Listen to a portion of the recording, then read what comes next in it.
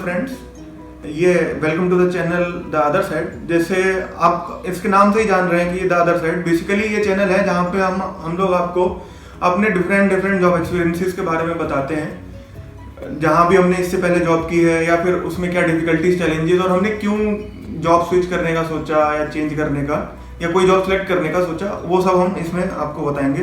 क्योंकि ऐसे तो बहुत से भी चैनल है जिसमें आपको अपनी ईएससी प्रिपरेशन, गेट प्रिपरेशन के बारे में, किसी भी एग्जाम की प्रिपरेशन के बारे में बताया जाता है, बट उससे पहले वो कहाँ थे और क्या एक्सपीरियंस था उनका, वो बहुत कम में बताया जाता है। वो आपको नॉर्मली फेस टू फेस ही किसी के सामने मिल पाता है, जवाब मिलते हैं। तो ये हमारी कोशिश है कि हम डिजिटली आपको कुछ ऐसा एक्सपीरियंस अपना शेयर कर पाएँ। तो ठीक है, अगर मैं अपने इंट्रोडक्शन की बात करता हूँ, मेरा नाम शिवम गुप्ता है। मैंने MNIT इलाहाबाद से 2016 में मैकेनिकल इंजीनियरिंग अपनी कंप्लीट की थी। उसके बाद मैंने 2 साल टाटा मोटर्स में जॉब की, उसके बाद 1 साल इंडियन ऑयल में जॉब की और उसके बाद मैं अभी इंडियन रेलवेज में सर्व कर रहा हूँ। अभी मैं अंडरगोइंग ट्रेनिंग पीरियड हूँ, I am under IRSME service. ठीक है, तो अगर अब कुछ भी शुरू करने से पहले मैं आपको 2-3 बातें बताना चाहूँगा कि इसमें देखिए, हम आपको जो भी एक्सपीरियंस शेयर करेंगे सबका अलग अलग हो सकता है, मेरी सेम चीज़ के लिए। और आप कभी भी किसी से भी एक्सपीरियंस लेंगे, कोई अपने कुछ भी बातें शेयर करेगा, ये सबके पर्सनल व्यूज हैं, डिफर कर सकते हैं मे बी, किसी के लिए कुछ, किसी के लिए कुछ, बट एट द एंड ये आपको किसी के भी व्यूज पे मैं नहीं कहूँगा आप कंक्लूजन बनाए, अपने बारे में सोचें, आपकी खुद की क्या स्किल सेट्स हैं, आपको चीज़ें कैसे सूट करती हैं, आप फिर उसी के बाद किसी भी चीज़ का कंक्लूजन लें। क्योंकि आपने किसी का एक्सपीरियंस लिया, ठीक है, अपने वो एक्सपीरियंस गेन करके अपने पॉइंट्स में रखा, अपने दिमाग में रखा, और जब जरूरत पड़ी आपको लगा हाँ ये कंडीशन में, ये सिनेरियो में ये पॉइंट सही में वैलिड है, तब आप उस बेसिस पे कंक्लूजन बनाए, उससे पहले नहीं। ठीक है, तो अब मैं अपना एक्सपीरियंस शुरू करता हूँ। अब सबसे पहले जैसे फाइनल ईयर की बात करते हैं, क्योंकि वहीं से सारी चीज़ें स्टार्ट होती हैं। फर्स्ट सेकेंड थर्ड ईयर तो सबको पता है कैसे, कोई पढ़ाई में लगाएगा, कोई अपना प्रोजेक्ट में, क्योंकि कोकरिकुलर एक्टिविटी कॉलेज में इतनी होती है, वो हमें उनमें जरूर एंगेज रहना चाहिए। तो फर्स्ट सेकंड थर्ड ईयर में तो ये सब हमें बहुत सारी चीज़ें करनी चाहिए। और फाइनली फिर जब हम 4th ईयर में आते हैं तब हम सोचते हैं हमें क्या करना है। अब क्या करने की बात है, जैसे NIT IIT में मैं फ्रेंकली बोलूँ, जो मेरा एक्सपीरियंस है या जो ज़्यादातर लोग होते हैं जो मेरे टाइम तक तो एटलीस्ट, कि गेट ESE हम लोग नहीं सोचते थे। मेरे कॉलेज में एक आधी रेयर बंदा होगा, मैकेनिकल में ब्रांच में स्पेशली मैं बात कर रहा हूँ, तो कोई गेट ESE के बारे में नहीं सोच रहा था। तो ठीक है, तो मैंने भी नहीं सोचता था तब। तो हम तो तब यही सोचते थे कि यार हमारा कॉलेज से प्लेसमेंट हो जाए, और वही था जो बेस्ट कंपनी, जो बेस्ट ऑफर मिले हम उसको ग्रैब कर लें जल्दी से जल्दी। तो इसलिए हमारे कॉलेज में प्लेसमेंट जो शुरू होता है फाइनल ईयर में होता है, मई से चालू होता है।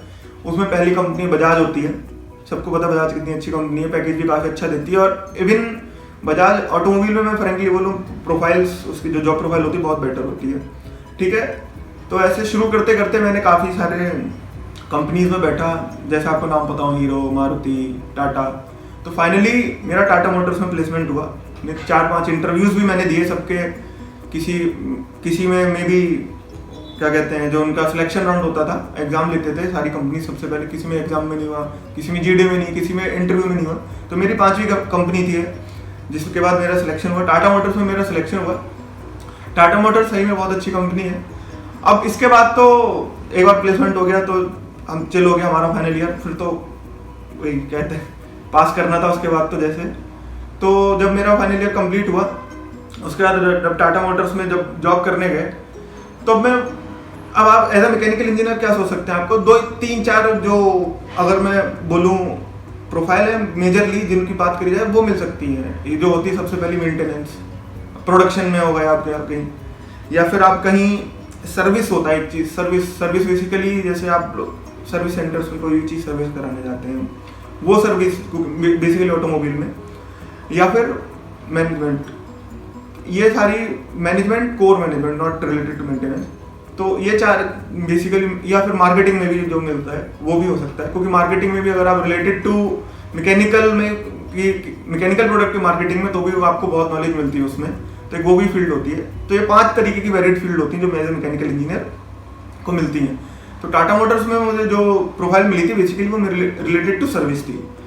ठीक है। और सर्विस में भी मैं बताना चाहूँगा, जैसे ज़्यादातर लोग में भी दिल्ली सबको पता ही होगा, एक बार होके आते हैं, तो वहाँ पे जो बसेस चलती हैं, DTC की बसेस जो चलती हैं, वो उसमें basically 2/3 they are required by Tata Motors. और AMC था, एनुअल मेंटेनेंस कॉन्ट्रैक्ट कहते हैं बेसिकली, DTC ने टाटा मोटर्स को, ये पहली बार हुआ था कि AMC टाटा मोटर्स ने लिया है, तो DTC उनका पहला एक्सपीरियंस था AMC का। तो मैं DTC में था, सर्विस देखता था, बस की मेंटेनेंस से लेके सर्विस, ठीक है, तो वो सब मैं देखता था, वो था। तो अब मैं बात करूं, मैंने फिर क्या हुआ टाइम के साथ, क्या हुआ कि एक टाइम आ गया, 6 महीने हो गए, 7 महीने हो गए, 8 महीने हो गए। अब ऑब्वियसली हर जॉब में मैं कहूँगा आपको मोनोटोनस एक बार का लगेगी, एक टाइम के बाद लगती है मोनोटोनस, सबको लगती है। और ऑब्वियसली पहली जॉब है हर, और पहला एक्सपीरियंस है, और मैं सबको कहूँगा कि जो भी आपकी कॉलेज से जॉब लगे आप जरूर उसमें जाके ऑप्ट करें। मैं नहीं कहूँगा कि कोई ना जाए, डायरेक्ट प्रिपरेशन करे, सबको एक्सपीरियंस शुरू में लेना चाहिए, उसी के बाद दिमाग मेडअप होता है, उसके बाद हम एक्सपीरियंस ही रहता है, हाँ कि हमें ये नहीं करना, ठीक है हम वो करना चाहेंगे, क्योंकि हमें इसके बारे में पता चल चुका है, वो सही में फील्ड में जाके पता लगता है। तो ऐसे मुझे भी पता लगा, मुझे थोड़ी जॉब मोनोटोनस भी लगने लगी। टाटा मोटर्स बहुत बड़ी कंपनी है, आपको बहुत सारी प्रोफाइल्स मिल सकती हैं, बट वही ठीक है, मेरा पहली जॉब है, ठीक है मैं कुछ और ट्राई करूँगा। तो ट्राई करने के लिए, करियर के लिए मैं बैठा, मैंने थोड़े बहुत दिन सोचा। ऑब्वियसली फिर मेरे पे क्या ऑप्शंस होंगे, या तो मैं M.Tech करूँ, एंड सिंसियरली स्पीकिंग कि एक ढंग की कॉलेज से B.Tech करने के बाद राइट नाउ इंडिया में अनटिल एंड अनलेस तुमने कुछ अच्छी रिसर्च की तो M.Tech की ज़्यादा वैल्यू नहीं है, ठीक है। तो वो मेरे पे ऑप्शन, मैंने वो बिल्कुल सीधा रिजेक्ट कर दिया। फिर आता है GRE। हाँ, GRE एक ऑप्शन था, बहुत अच्छा ऑप्शन होता है, बाहर से जाके आप MS कर लो, फिर बाहर ही सेटल हो जाओ, ठीक है। तीसरा ऑप्शन था मेरे पास MBA। मेरा तब स्पेशली स्पीकिंग कि बिल्कुल भी मैनेजमेंट में जाने का मन नहीं था, मतलब कि मैं MBA जाके ऑप्ट करूँ, ठीक है। तो मैं टेक्निकल फील्ड में ही रहना चाहता था। तो फोर्थ ऑप्शन था मेरे पे कि गेट और ES, मतलब ठीक है। और ऑब्वियसली कि एज एन ES उस पॉइंट तक सबको पता है कि engineering service for an engineer is the best job in India as an engineer, basically as a core engineer. Core बोले तो मैकेनिकल, इलेक्ट्रिकल, सिविल, ठीक है, इलेक्ट्रॉनिक्स, तो इनके हिसाब से कोर मतलब बेस्ट ES ही है। तो फिर ठीक है, मैंने गेट और ES के लिए ऑप्ट करा, तो मैंने अपनी प्रिपरेशन स्टार्ट करी। तो एम ES था, और ES और गेट में मुझे ज़्यादा फर्क नहीं मानता, मतलब एज अ सिलेबस के टर्म्स में, वैसे दोनों एकदम बहुत डिफरेंट है। तो मतलब एक करूँगा तो दूसरा भी अपने आप बेसिकली मैं कर ही रहा हूँ एक तरीके से, तो इसलिए मैं दोनों के एग्जाम करी। एम मेरा ES ही था, ठीक है। तो मैंने प्रिपरेशन स्टार्ट, मैंने जॉब के साथ ही प्रिपरेशन स्टार्ट कर दी। और ये मैं लक कहूँगा मेरा कि क्या कहते हैं, मेरी दिल्ली में ही पोस्टिंग थी, तो ये मेरे लिए आसान हो गया कि मैं कोचिंग भी ऑप्ट कर लूँ। और फ्रेंकली बोलूँ, कोचिंग ऑप्ट करके मुझे बहुत फ़ायदा हुआ, क्योंकि कॉलेज में हम लोग उस तरह से नहीं पढ़ते जिस तरह से कोचिंग या एग्ज़ाम के लिए पढ़ना चाहिए। तो कोचिंग ऑप्ट करके मुझे बहुत फ़ायदा हुआ। तो वो मेरा एक लक फैक्टर जरूर कहूँगा, क्योंकि मैं दिल्ली में था तो इस हिसाब से मैं कोचिंग भी कर पाया साथ साथ। तो मैंने वीकेंड बैच ज्वाइन किया था, तो मैंने अपनी पैसे प्रिपरेशन स्टार्ट कर दी। तो ये तो था मेरा टाटा मोटर्स में कि मैंने क्यों अपनी प्रिपरेशन स्टार्ट करी, और फिर वो प्रिपरेशन का भी आपको थोड़ा एंड में बता दूंगा कि मैंने कैसे करी। तो टाटा मोटर्स के बाद मैं अपनी बात करूं IOCL की, इंडियन ऑयल कॉर्पोरेशन लिमिटेड, ये भी बहुत अच्छी कंपनी है। दोनों बहुत अच्छी कंपनी है, टाटा मोटर्स, इंडियन ऑयल। और इंडियन ऑयल तो बिगेस्ट ऑयल कंपनी है, ठीक है। तो अब मैं इंडिया में, तो इंडियन ऑयल के बारे में मैं बताऊं, इंडियन ऑयल में भी बहुत प्रोफाइल्स हैं। और इंडियन ऑयल के में सबसे जो यूनिक चीज़ और सबसे बढ़िया चीज़ मुझे लगती है कि इतनी वाइड कंपनी है ना, मतलब अगर मैं सिर्फ स्पेसिफिकली टाटा मोटर्स के कंपेरिजन में बात करूं, इंडियन ऑयल उससे काफ़ी वाइड कंपनी है, बहुत बड़ी कंपनी है। और आपको बहुत सारी वेरिएड जॉब प्रोफाइल्स मिलेंगी, आप कहीं से भी कहीं ट्रांसफर हो सकते हैं। तो ये डायनेमिज्म मुझे बहुत अच्छा लगता था IOCL का। ये भी एक रीज़न हो सकता था अगर मैं IOCL में रहता, सिर्फ इसी रीज़न के मारे रहता। लेकिन इंडियन रेलवेज जैसे सब लोग जानते हैं, ये उससे भी ज़्यादा डायनेमिक जॉब है, और यही मेरा एक मेजर रीज़न है। एक तो डायनेमिक जॉब है, इसलिए मैं रेलवेज में आया, ठीक है। तो इंडियन ऑयल की मैं अब बात करता हूँ। इंडियन ऑयल में मेरी जो जॉब लॉग लगी थी, तो गेट से लगी थी मेरी, ठीक है। तो मेरी गेट में भी 61 रैंक थी, और मेरी ES में भी 64 रैंक थी, ठीक है। तो जब गेट की रैंक से मुझे जो इंडियन ऑयल मिला है, गेट वैसे तो गेट से मेरे मतलब लगभग मैंने 8 कंपनीज के इंटरव्यू दिए थे, साथ में हुआ था मेरा BPCL में नहीं हुआ था, इंटरव्यू स्टेज से मैं उनने मुझे सिलेक्ट नहीं करा था उसके बाद। ठीक है, तो इंडियन ऑयल में जो मैं था, तो मैंने इंडियन ऑयल को सिलेक्ट करा। मेरे पास ऑप्शन था IOCL करूँ, ONGC करूँ, HPCL, बहुत सारे ऑप्शन थे। अब फिर लेकिन मैं इसी रीज़न के बारे में इंडियन ऑयल में गया जो मैंने आपको बताया, डायनेमिज्म। इतनी सारी प्रोफाइल्स हैं, कभी भी आप, क्योंकि आप आज एक प्रोफाइल में कभी आपको दूसरी मिल सकती है। तो इंडियन ऑयल में मुझे सबसे पहले प्रोफाइल मिली सेल्स, लीव सेल्स ऑफिसर था मैं, और पोस्टिंग भी मेरी मुंबई थी, बहुत अच्छी जगह पोस्टिंग भी हुई थी, और मेरा एक्सपीरियंस भी जॉब का बहुत अच्छा था। उसमें बेसिकली होता क्या है, जो भी बेसिकली लुब्रिकेंट्स होते हैं, not for only automotive, industrial grades, तो उनकी सेल्स पे फोकस करना होता था। डिफरेंट कस्टमर्स पे जाओ, डिफरेंट मार्केट्स में जाओ, अप्रोच करो, क्या रीज़न है, कोई अगर ले रहा है तो क्यों नहीं ले रहा है, क्या फीडबैक है, कैसे हम क्या मार्केटिंग स्ट्रेटेजी करें कि जिससे कि पब्लिक को ज़्यादा सर्वो दिखे। सर्वो बेसिकली लुब्रिकेंट ब्रांड है इंडियन ऑयल का। तो वो जॉब थी मेरी, उसमें वो भी काफ़ी इंटरेस्टिंग थी, मुझे तो बहुत अच्छा लगता था, क्योंकि उसमें मुझे घूमने को भी मिलता, डिफरेंट कस्टमर से भी इंटरेक्ट करने को मिलता। So I was loving that job also. तो ठीक है, तो ये था मेरा इंडियन ऑयल का एक्सपीरियंस। 1 साल था मैं उसमें भी, यही मेरा एक्सपीरियंस है। मैंने पॉजिटिव बताया, पूरा पॉजिटिव थी मेरे लिए वो जॉब, कोई नेगेटिव नहीं था। कई लोगों के लिए नेगेटिव होता है, बोलते हैं यार मुझे इतना घूमना नहीं है, एक ही स्टैटिक चाहिए। हाँ, तो वो लोग, उनको, जैसे मेरा एक दोस्त था, उसका ऐसे ही था इंडियन ऑयल में, तो उसको थोड़े दिनों के बाद उसका एक टर्मिनल में ट्रांसफर कर दिया गया, जो एक स्टैटिक जॉब है। तो आपको मैंने जैसे बताया, आपको इंडियन ऑयल में बहुत सारी वेरिंग जॉब्स मिलेंगी, तो वो बहुत उसका प्लस पॉइंट है। तो इंडियन ऑयल के बाद चलिए मैं आपको थोड़ा बहुत अपनी प्रिपरेशन के बारे में बता देता हूँ, ये क्योंकि मेरी दोनों जॉब का एक्सपीरियंस था। तो प्रिपरेशन में यही था कि मैंने वीकेंड बैच ज्वाइन किया, जैसे मैंने आपको पहले बताया।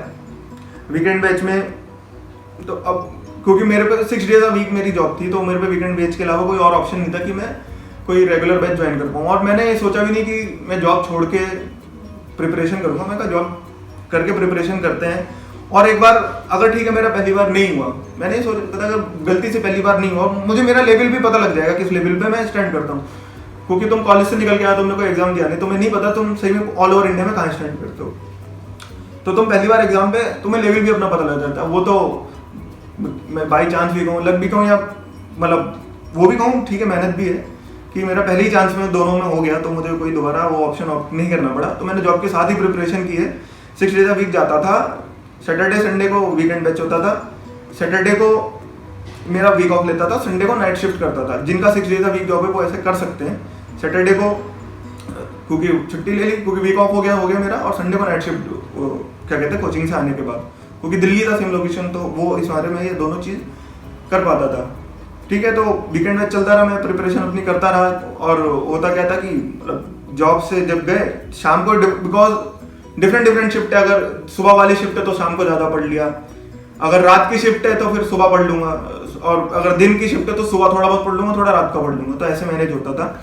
और सही में मैं आपको बताऊँ, प्रिपरेशन में सबसे मैटर करता है एंड मतलब कि जो एग्जाम से पहले 2-3 महीने, उसमें आपको जरूर अपना फ्लो बनाना होता है। वो सही में मेरा बहुत बड़ा प्लस फैक्टर है कि उस वक्त मेरा इतना अच्छा फ्लो हो गया एग्जाम की प्रिपरेशन से पहले, गेट हो चाहे ES हो, कि मतलब ऑफिस भी जा रहा हूँ तो कहीं भी हूँ, किसी भी मोमेंट पे हूँ, या तो मैं क्वेश्चन सॉल्व कर रहा हूँ, या कुछ पढ़ रहा हूँ, कुछ याद कर रहा हूँ, कुछ देख रहा हूँ, या तो फोन में फोटो होगी या हाथ में बुक होगी, क्योंकि फ्लो बन गया था, वो आसानी से फ्लो बन गया। और जो जिसका फ्लो बन जाएगा ना, जरूर ज़्यादातर चांसेस होते हैं क्रैक कर दे।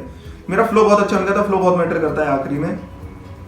तो ये तो हो गई मेरी प्रिपरेशन की बात। ये तो सब प्री से पहले की प्रिपरेशन है। प्री के बाद मेंस आता है, मेंस के थोड़े अलग फंडा होता है, उसमें आपको क्या कहते हैं, मेंस में यही फंडा होता है कि आपको जो प्री में कॉन्सेप्ट क्लियर नहीं होते ना, आपको मेंस में कॉन्सेप्ट क्लियर बहुत हो जाते हैं। उसके लिए आपको क्या होता है, लंबे न्यूमेरिकल सॉल्व करने होते हैं। जब वो होते हैं सही में, वहाँ भी कोचिंग ने बहुत क्या कहते हैं हेल्प की है मेरी। और उसके बाद इंटरव्यू तो मैंने गेट में भी इतने दे दिए थे, और फिर मेडिसी भी मेरे को जो कोचिंग जो मैंने ज्वाइन की थी उसमें वो भी काफ़ी मॉक इंटरव्यू ले गए थे, तो मुझे काफ़ी एक्सपीरियंस हो गया था, जिसने मेरे इंटरव्यू में काफ़ी हेल्प की। और इंटरव्यू के लिए मैं आपको ठीक है एक जो मैंने चीज़ की थी वो जरूर बता दूँ, अगर कोई करे मेरी उसको हेल्प होगी।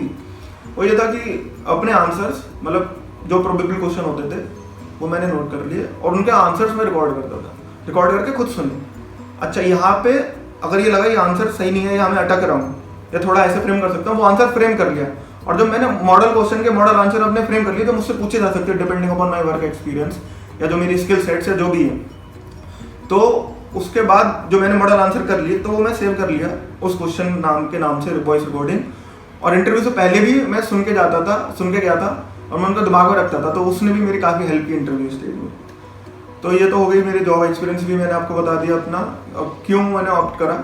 और अब मैं फाइनली इंडियन रेलवेज के बारे में बता दूँ। जैसे मैंने शुरू में बोला था, मैं IRSME Indian railway service mechanical engineering service में हूँ। अब जब से मैं आया हूँ तब से मैं ट्रेनिंग पीरियड में ही हूँ, तब से लगभग 1 साल होने वाला है हम लोगों को।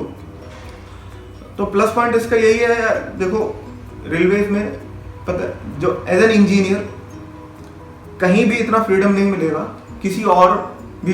अगर मैं एज एन इंडियन मतलब अपने इंडिया के लिए बात करूं, तो कहीं भी किसी भी और जॉब में, सरकारी जॉब में इतना फ्रीडम और इतनी अपॉर्चुनिटी या इतना आप अथॉरिटी कहीं नहीं मिलेगी जो रेलवे में मिलती है, और स्पेशली IRSME सर्विस में।